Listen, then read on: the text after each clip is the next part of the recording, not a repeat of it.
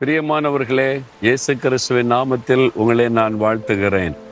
இந்த நாளில் ஆண்டவர் ஒரு காரியத்துக்கு உங்களோடு பேச விரும்புகிறார். அது என்ன காரியம் தெரியுமா? இன்றைக்கு கண்ணீர் வடிக்காத மக்களை காண்பது அரிதாக இருக்கிறது. சிலர் வெளிப்படையாக கண்ணீர் வடிப்பாங்க, சிலர் யாருக்கும் தெரியாதபடி ரகசியமாய் கண்ணீர் வடிப்பாங்க. சிலர் வெளியில் கண்ணீர் வராது இருதயத்தில் நான் அழுகிறேன்னு சொல்லுவாங்க.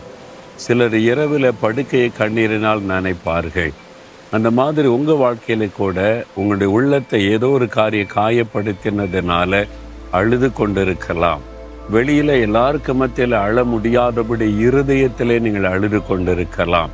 அல்லது தனிமையில் உங்களுடைய கண்ணீரை சிந்தி கொண்டிருக்கலாம். அல்லது ஜெபிக்க போகும்போது உங்களை அறியாமல் கண்ணீர் வடிந்து கொண்டிருக்கலாம். தேவ சமூகத்திலே கண்ணீர் வடிக்கிற ஒரு அனுபவம், ஆண்டவருடைய சமூகத்தில் போய் அழுகிற ஒரு காரியம், என் கண்ணீர்லாம் எங்கே போகிறது என்று நீங்கள் நினைக்கலாம். 56 சங்கீதம் 8 வசனத்தில் ஒரு பக்தன் சொல்லுகிறார், தேவரீர் என் கண்ணீரை உம்முடைய துருத்தியில் வையும், அவைகள் உம்முடைய கணக்கில் அல்லவோ இருக்கிறது என்பதாய். தேவன் நம்முடைய கண்ணீரை தன்னுடைய துருத்தியிலே சேர்த்து வைக்கிறார். இந்த மாதிரி நம்முடைய கண்ணீரை சேர்த்து வைத்து அதற்கு அவர் பதில் கொடுக்கிற தேவனாயிருக்கிறார்.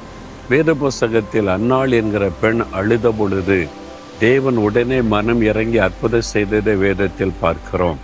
தாவீது கண்ணீர் விட்டு அழுத பொழுது அவர் இழந்து போனதையெல்லாம் திரும்ப கொடுத்து ஆசீர்வதித்ததை வேதத்திலே நாம் பார்க்கிறோம். பாவியான ஒரு பெண் வந்து கண்ணீர் விட்டு அழுத பொழுது ஆண்டவர் அவருடைய பாவத்தை மன்னித்து சமாதானத்தை அருளினதை வாசிக்கிறோம்.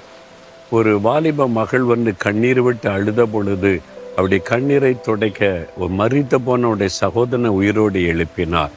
நம்முடைய கண்ணீரை கண்டு மனதுருகுகிற தேவன், கண்ணீரை கணக்கு வைக்கிற தேவன்.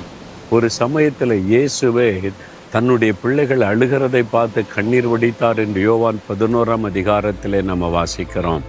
அப்படி இயேசு நமக்காக நம்முடைய பாரத்தை விளங்கி கொண்டு கண்ணீர் வடிக்கிற ஆண்டவராய் இருக்கிறபடியால் நம்முடைய கண்ணீரை கணக்கு வைத்திருக்கிறார். உங்களுடைய கண்ணீர் வீண் போகலை, கீழே விழுந்து விடலை. தேவ சமூகத்தில் இயேசுவே நீ வடித்த கண்ணீர் அவருக்கு முன்பாக துருத்தியில வைக்கப்பட்டிருக்கிறது. பதில் வந்து கொண்டிருக்கிறது. கட்டாயம் அற்புதத்தை காண்பீங்க. உங்களுடைய கண்ணீரை கணக்கு வைத்து அற்புதம் செய்கிற தேவன் இன்றைக்கு ஒரு அற்புதம் நடக்கும். உங்களுடைய கண்ணீருக்கான பதில் வந்து கொண்டிருக்கிறது. விசுவாசியுங்கள்.